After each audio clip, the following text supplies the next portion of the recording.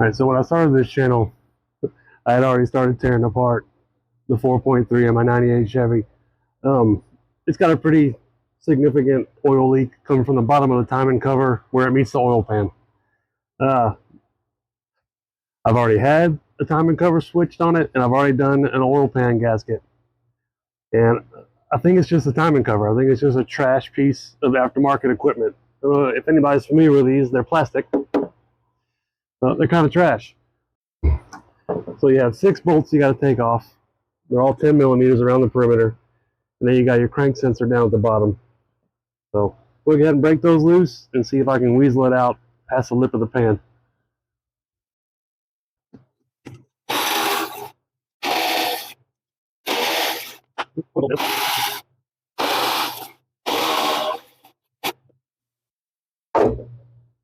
We'll go down to the bottom for a minute and unhook this wire harness that runs across to the power steering pump and unclip it, and then drop that crank sensor out.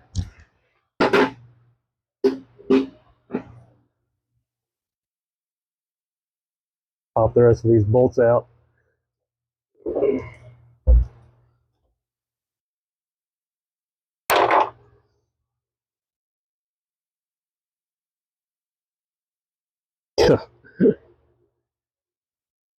Well, I certainly wouldn't want to do this with my new one.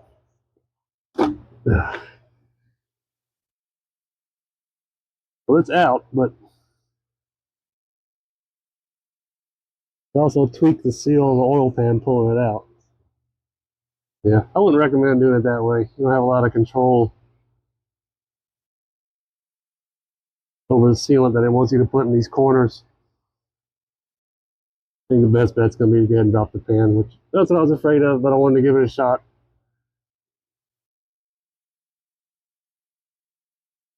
Yeah, I can't tell where this thing was leaking from, but it's just puking everywhere.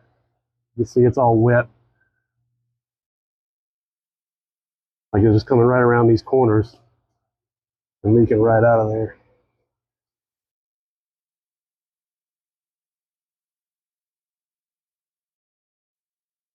So your V6 model is going to have this cast aluminum oil pan. And it's got a bunch of 13 millimeter bolts around it that really aren't too bad to get to. Some right here next to the starter. I'm going to try to pull it this time without dropping the starter. The only two that are hard to see are inside those holes. I can't even give them the light up. But there's two. There's a stud inside of there, and there's another stud inside of there that has a nut on it. Yeah, can't quite get it to light up. We'll start dropping those. I should be able just to loosen these transmission lines and slide them out of the way. And we'll get this pan dropped out of here.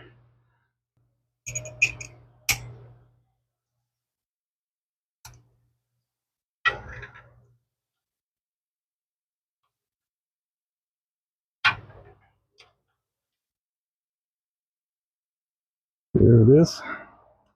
So you just kind of got to push around in there for that one.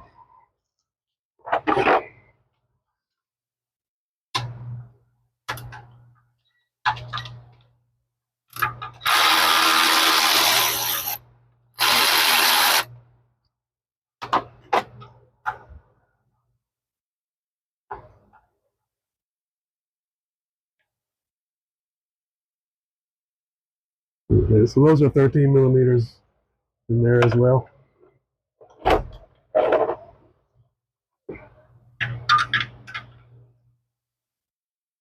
Right on that one.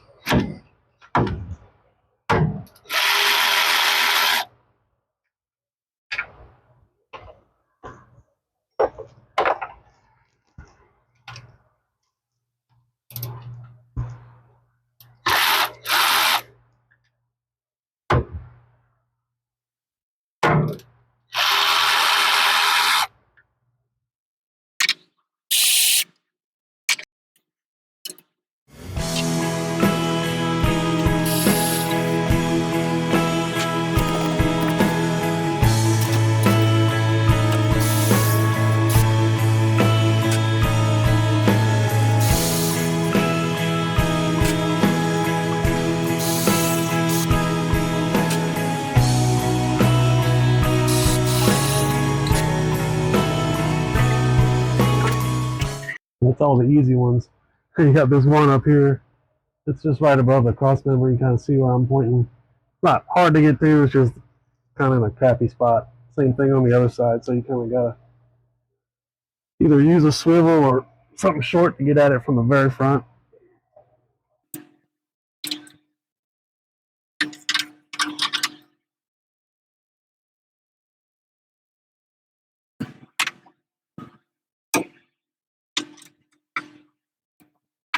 And I gotta get those transmission lines out of the way.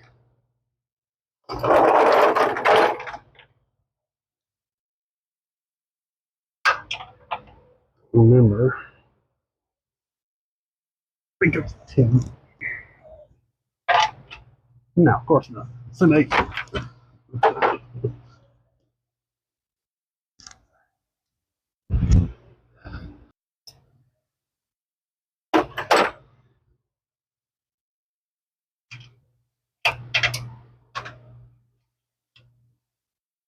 Oh my god, no, it's not either. What the?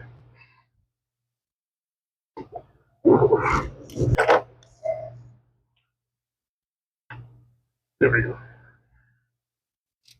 It helps when you want a 10 if you grab the 10, not a 12. Hell, getting old, can't see stuff.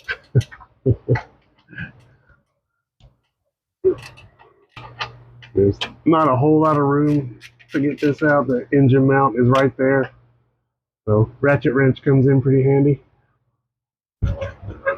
That's loose.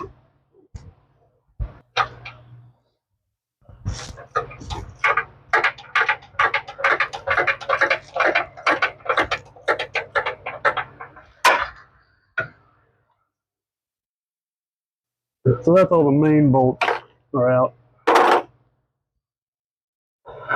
Back here you got 2, 3. I think they're 15s along the bell housing back here. Move you around a little bit so you can see. Of course, I'm focusing the wrong thing. There's one of them right there. There's 1, 2, third one right up over there. So I've got to get those out. And then this little heat shield or guard that's on the starter's like a closeout.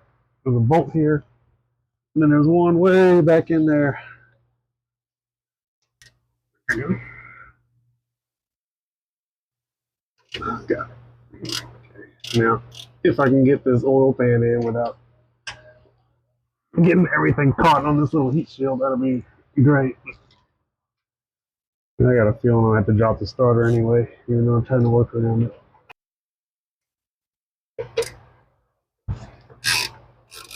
Those are going to be 14 millimeters.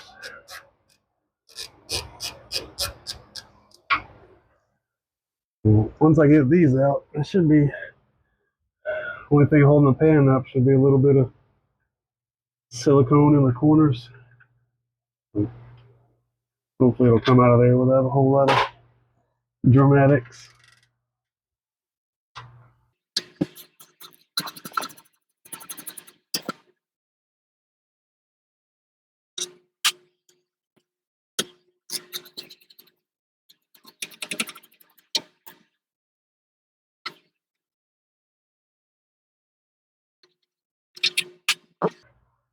See if it'll pop loose.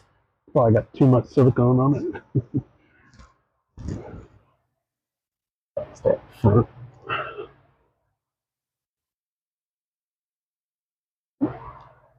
Oh.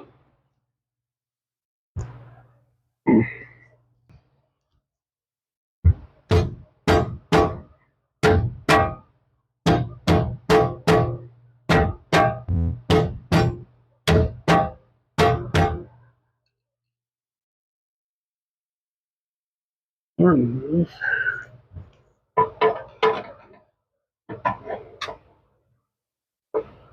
Go.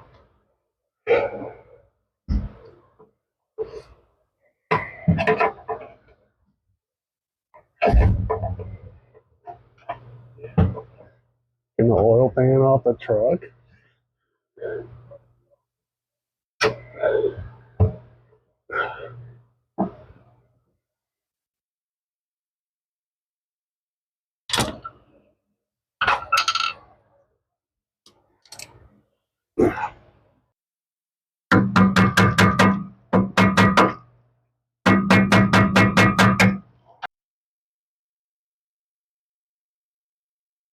Oh, there she goes.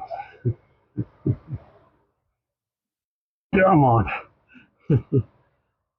Ah. Hey. Okay.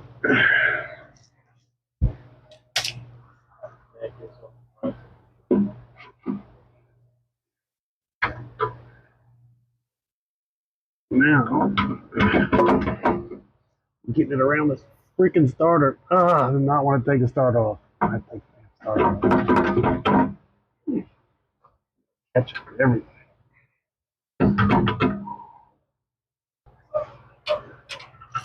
So, I didn't want to take the starter off, but I was wrong. Starter's coming off. I just hate messing with the wiring on the top of this thing. But let's just fight with it anyway.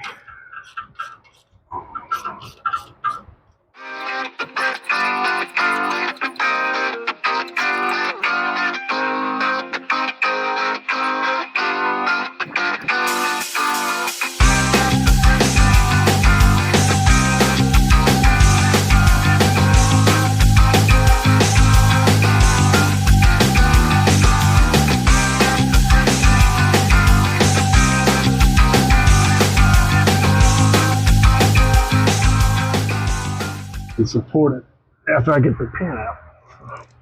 I'll pull this thing out real quick.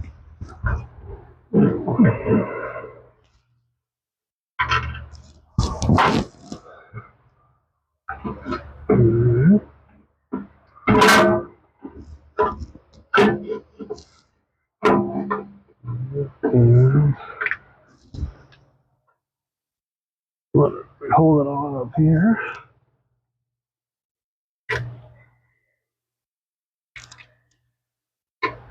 Crank. There we go.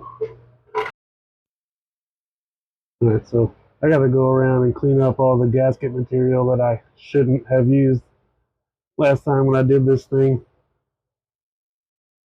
But this truck's got a really clean motor in it. I'm pretty sure it's had a remanufactured long block, because it's showing 233,000 miles, but there's no way. The heads look just as clean. So I'll go ahead and start cleaning it up, figure out what I'm going to do to seal everything up so it doesn't leak this time. Hopefully that new timing cover is the answer.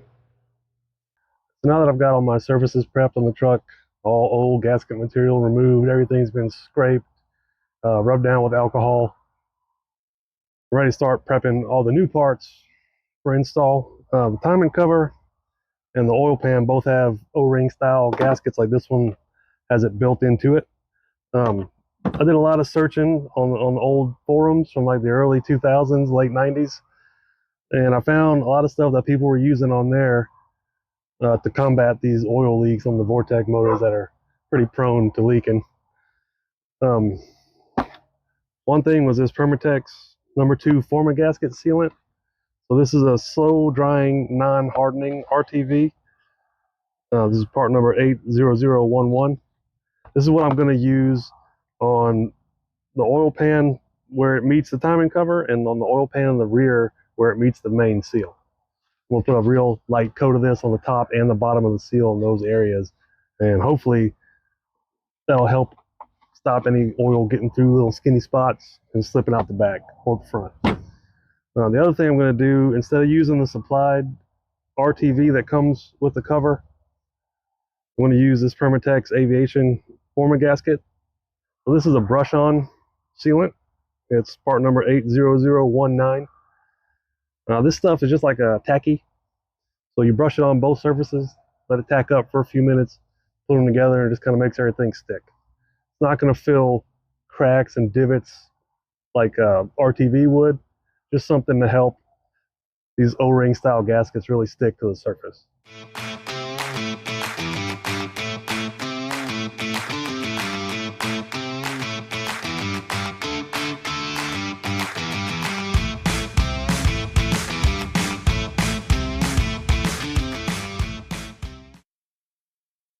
All right, so here you go, just so you can see what I was talking about. Just a real thin coat for that aviation former gasket, and that's on the block as well. And then down here, that is that non-hardening, slow drying sealant. Just a little bit. It's enough to make it stick. Get it stabbed in here, and then I'll get the oil pan ready to go.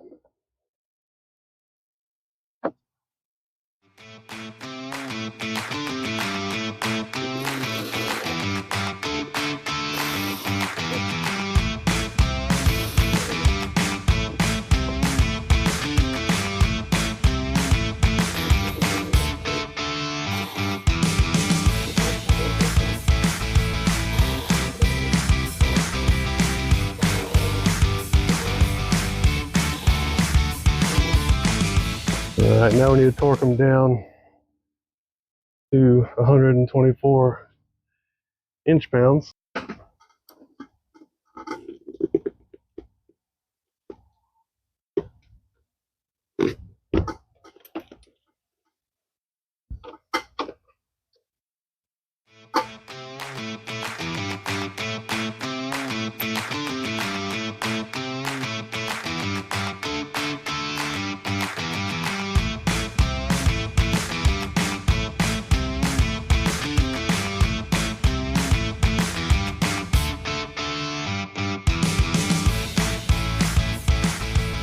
There we go, ready to move on to the oil pan.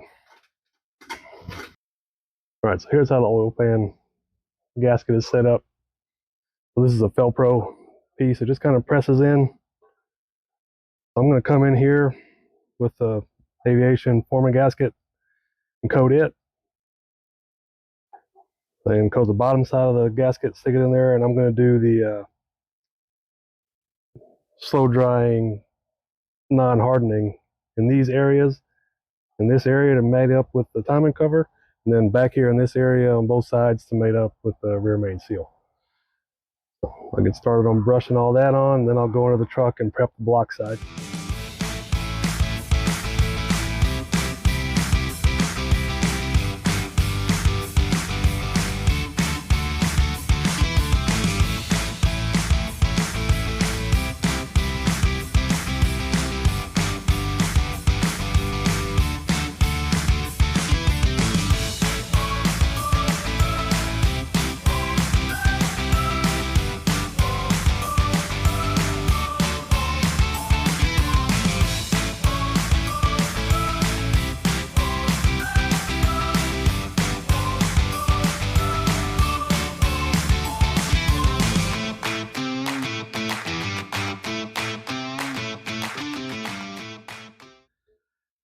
See if I can get it in place without making a mess.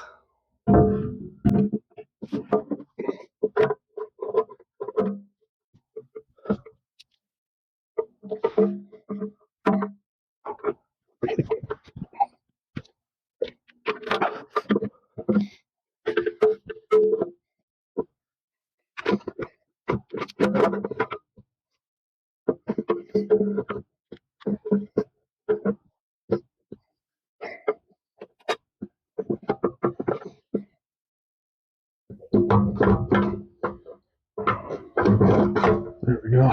And get those studs into place.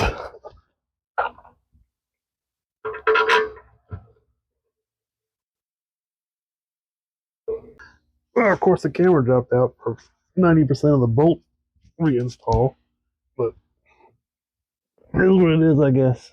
Just reverse of what it did to take it out. So nothing really fancy.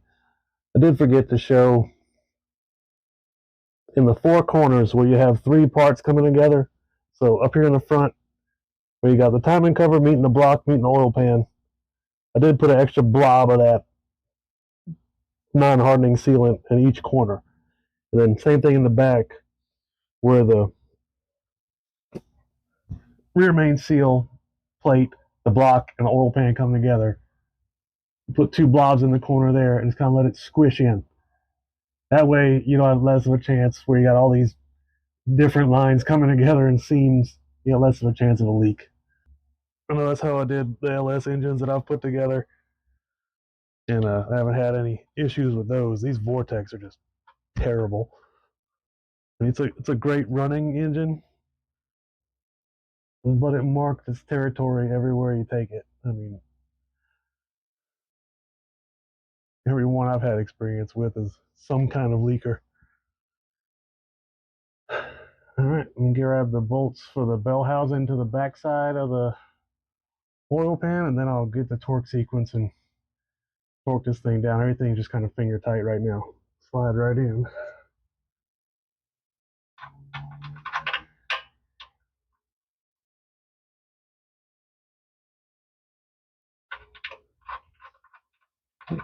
One.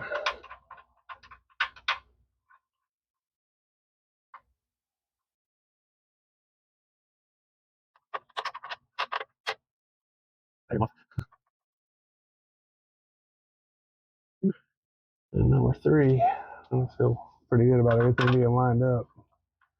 Oh yeah.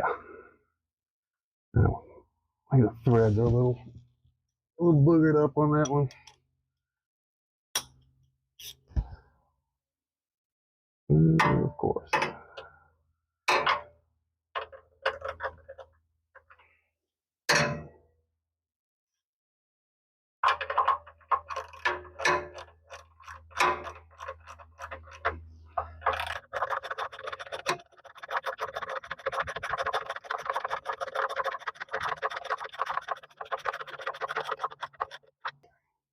I'll leave those pretty loose so everything will have a chance to move around and settle in. All right, so according to the Chilton manual, 18 foot-pounds on the oil pan bolts, including the studs.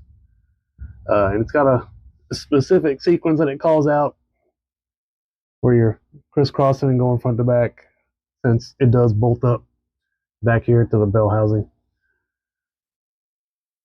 So, and I kind of copied it down on a sheet of paper so I could have something. I don't care if it gets dirty, because I don't want to tear up that Chilton manual. It's an older book. But I'm going to go ahead and get started with that.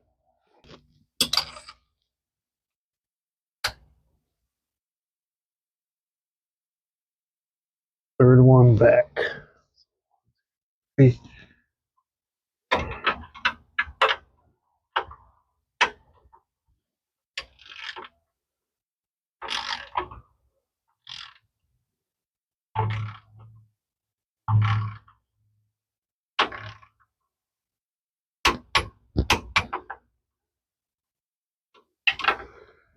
Straight across. Thank you.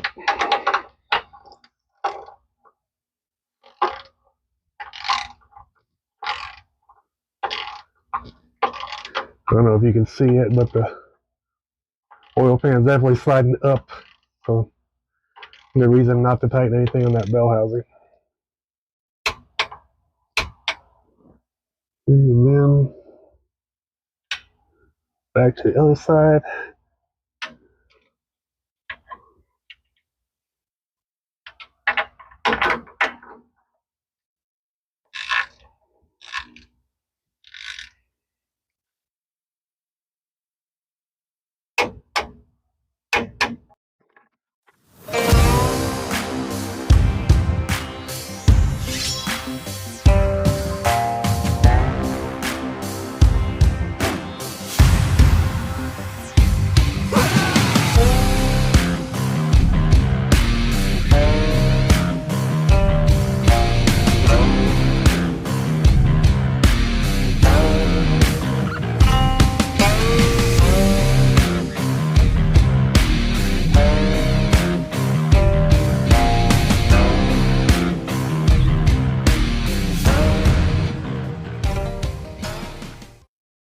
And straight across.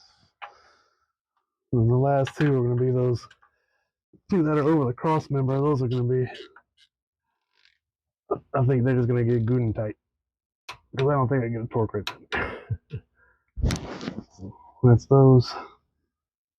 I'll try, but I'm not going to fight it. Well, that one I sure hope get. I'm seeing some good squeeze out at the timing cover, so good to see that. Oh yeah, I get that.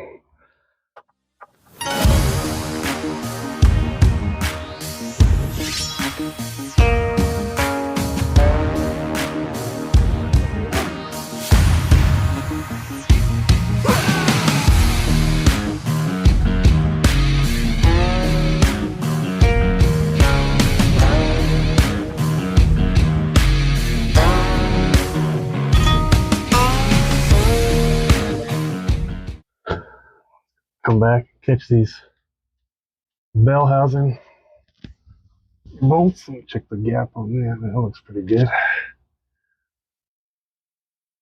So I do the bell housing bolts, throw the starter back in,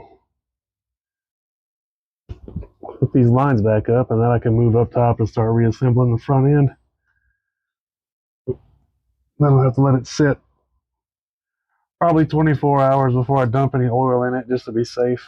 But I have to check the directions on the sealant. So far, so good.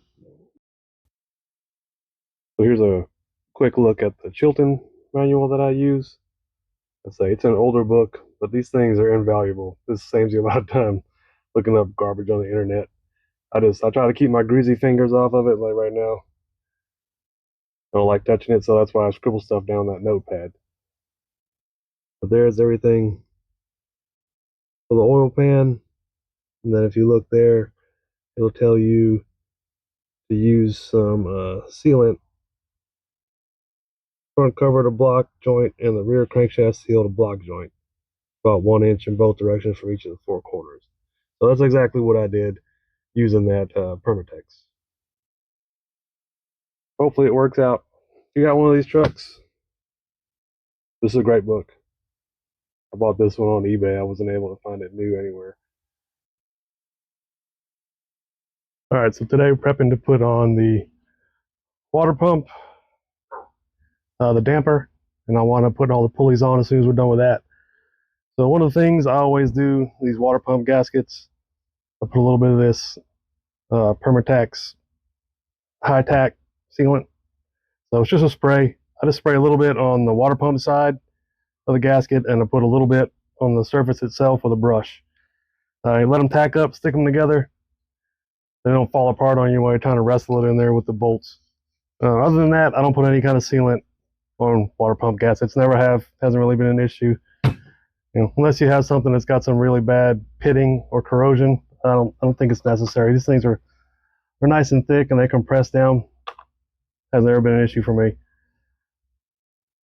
We'll be using this installer tool that I got off of Amazon. It's for a small block Chevy, so it'll work on the 4.3, 305, 5.7. So that'll be the install tool for that. And I do always lube up your threads on any of these install tools or ball joint presses, anything like that. Put a little bit of grease on the threads, and it keeps them from galling up when it starts getting hot. So make your tools last a lot longer. All right, I'm gonna go ahead and get the gasket sprayed and coat the back of the water pump and start tossing it on.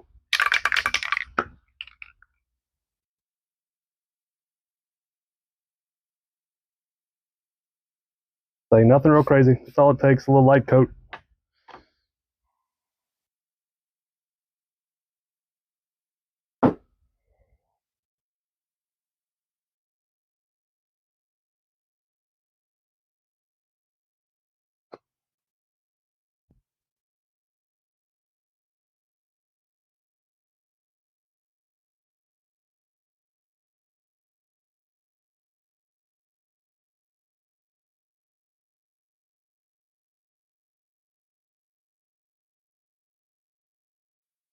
Let that tack up for a minute, and then I'll slap those together. You can say all that's for is to help hold your gaskets in place, nothing else. Water pump bolts, let's need to wipe these off. But they did come with some blue Loctite on them, so I'm going to clean those up and reapply that. And another Permatex product, medium strength thread locker.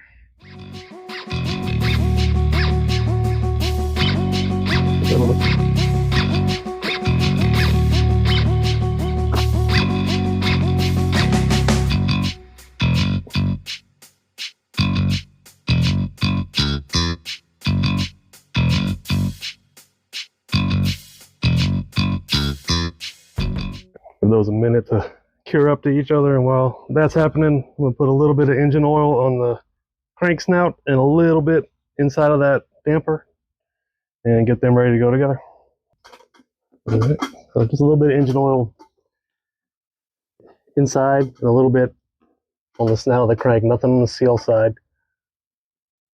Just line up your key, kind of push it on there, and then real gently, I want to kind of get it started.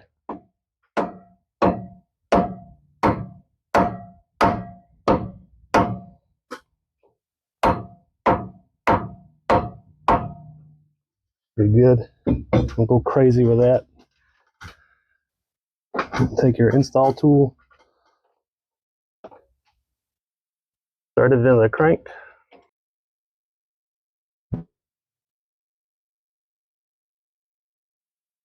There we go. That's bottomed out. And then just take this with the bearing.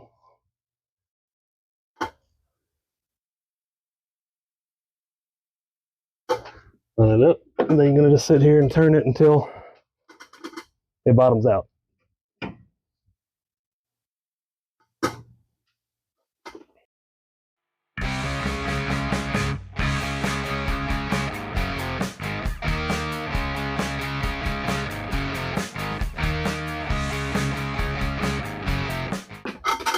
All right, once it bottoms out, you can kind of tell because you spin the crank. Let's come in here and put a wrench on that. Unlock it. And you should be able to turn it out. That's it.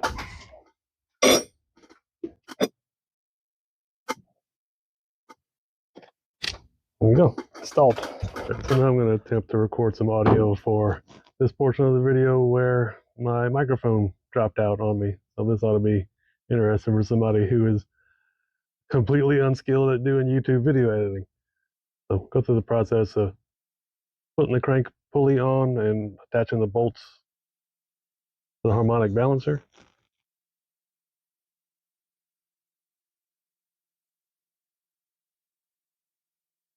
So the crank pulley bolt, or the harmonic balancer bolt I decided to use this time, is going to be this ARP 134-2501 for small block Chevys.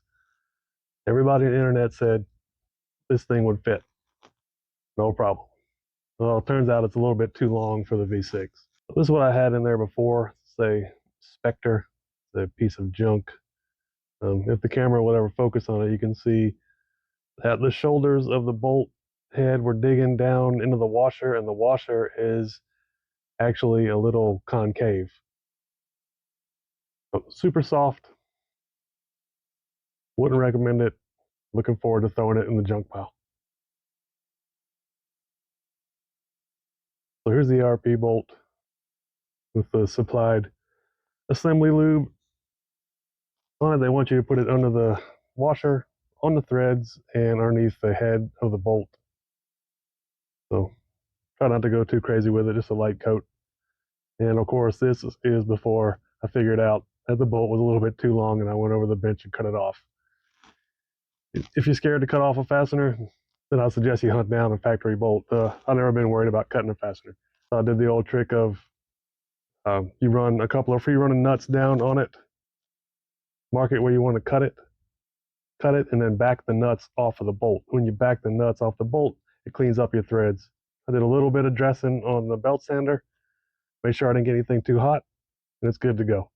So put it in there. It's a 12.58 head bolt, and the ARP bolt spec is going to call out for 80 foot-pounds. I got it snug in the video. And off camera, I went back and I had to round up a flex plate holder. I had wound up using one from the LS engines that bolts in place of the starter and grabs the flywheel teeth or the flex plate teeth. So once I did that, I was able to lock it down to the 80 foot-pounds, no problem. And the rest of this is just basic front end reassembly. I'll throw the torque specs up for the important stuff, and we'll just go ahead and speed on through it.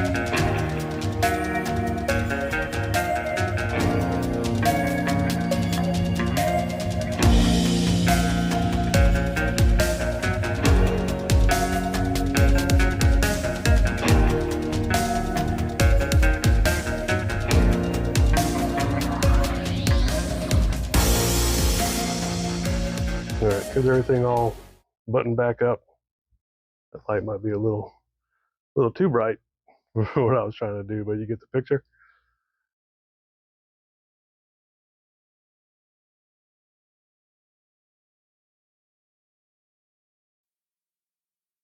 And down here underneath the truck is a good look at the ARP harmonic balancer bolt installed. And if you get around the sway bar, get some light on that, you can see everything's nice and dry. Like I say, I've been running it through. Nice to come out here and not see oil dripping off of everywhere.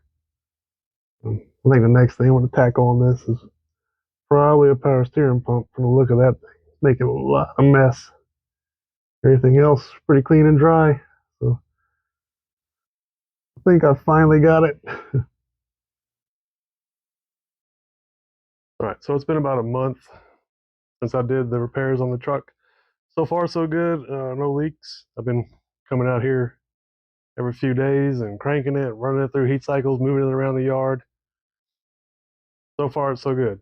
The only reason I haven't taken it back out on the road yet, you notice it's got some mismatched tires on it.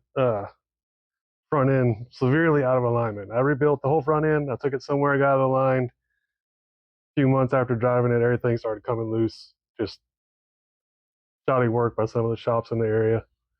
So I've got everything cranked back down and tight. So now I'm going to take it somewhere else, get it aligned. I do have a new set of tires for it sitting back here, and my other ones are down there below. That's the matching wheels that are all polished. They're kind of dirty right now, hard to tell. But yeah, back up and running. Good little truck. It's got that 2.4 drop on it, so nothing real aggressive. Still rides nice. It's a nice looking truck, mostly original paint. I know it's had an accident one time in its life. That's why the door's kind of banged up right there. This fender has been replaced, and of course the hood. I'm pretty sure the front grille and bumper are not correct for this truck anyway. I think it's a, well, I know it's a Cheyenne, so it probably should have had the single sealed beam headlights instead of these. So, good looking truck.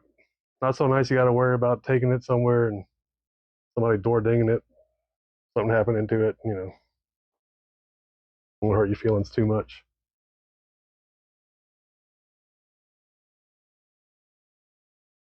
So I wanted to talk about some of the specialty tools that'll be required for a job like this. Throughout the video, I used a couple of torque wrenches. You can always rent torque wrenches from AutoZone or O'Reilly's, I believe. I know how people treat rented and borrowed things, so I just assume invest in my own. Icon stuff is priced right, well made, and everything I've seen on them being tested and everything I've seen testing them on machines at work has been fine. They're great wrenches for the price. So this one's the split beam 3/8 drive. This one is 20 to 100 foot-pounds. And then this one's a regular click style torque wrench, forward and reverse on this one. And it is 5 to 75 foot-pounds. And both of them have the flex head on them, which is nice. And this is a nice wrench. This is a newer purchase for me. Got a nice weight to it. It's well built. Other than that, you're going to need some kind of puller. You're going to pop that harmonic balancer off. So this is a pretty generic steering wheel balancer puller. So you just line up 3 of these holes with these 3 threaded bolt holes in the balancer. And run this through it with one of the 2 tips, whatever fits, and you can pull it off that way. That's a pretty cheap set. You probably get it for 25 bucks or so. I think I bought that one at O'Reilly at one point. It's been a good set. As far as when you go to crank down the bolt on this, you're going to have something to hold the engine from spinning. There is no flex plate cover like an old school small block Chevy on these 4L60Es. They've got a really small circular inspection plate and you can't get anything in there. What you need to do is take the starter off, and then this bolts up. Where the starter goes, it'll go like that with the block side here, and this will be sticking inside where the starter goes, lined up with the flex plate. So this one is meant for an LS, so the bolt pattern's a little bit different. I just used one bolt and locked it on to the flex plate. I didn't have any problem hitting 80 foot-pounds. That's just a little cheap tool I picked up off Amazon. This is one that's not necessary, but makes life a whole lot easier when you're refilling coolant. So EP Auto Kit. So it's got all these different adapters in it to put in place of your radiator cap. Then you put the funnel in there, fill it with your fluid, let it burp all the air out. And rather than it burping over and spilling on the ground, it can backfill into that funnel a little bit. And whenever you're done, you can take that fluid stopper, a little T-shaped stopper right by the lid there, shove it in there, and pull this thing out the radiator, and put that fluid back in your antifreeze jug. So you're not wasting a lot of fluid and spilling everywhere. So that's just a few things that I wanted to mention that weren't necessarily talked about in the video, and some of them weren't shown. But Everybody likes little specialty tools, and most of these are fairly cheap. I think the most expensive thing was that Icon. I think the split beam was the highest, and it was still under 100 and a half. I think that's going to wrap it up on this one. It's finally not marking its territory, leaving little oil spots all over the place. Everything's running good. I just need to make time to get it out and get it over in the alignment shop and get the wheels and tires mounted on it. I appreciate everybody taking the time to watch the videos and leave comments so far. Interaction's been great, especially with the tool cart video. I'll leave links to everything I use in this video. So from the parts to the chemicals to the tools that I showed, I have links for everything, just so it can help somebody else out. Some of those links will be Amazon affiliate links. I'll have those marked with a little asterisk. So if you feel like you want to support the channel, that's a good way to do it. Doesn't cost you anything extra to use my links, but eventually I can get a little commission from it. So far so good with the stuff on the cart. So that kind of stuff will help fund other projects I want to do on the channel that maybe I don't have the funds for, just out of pocket. That's going to do it. I appreciate it. If you're new to the channel, please swing by and subscribe. If you're already a subscriber, I appreciate it. Make sure you guys are liking and commenting and let me know what you like, you don't like, what I'm doing wrong, whatever. I'm up for all of it. So I appreciate it. Everybody have a good one.